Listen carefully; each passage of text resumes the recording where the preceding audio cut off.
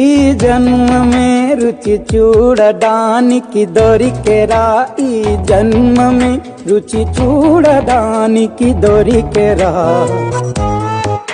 ఈ లోకమే వండి వాచడానికి వేదికరా.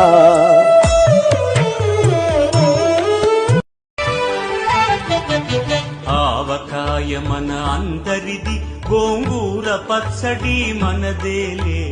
ఆవకాయ మన అందరిది, గోంగూర పచ్చడి మనదేలే.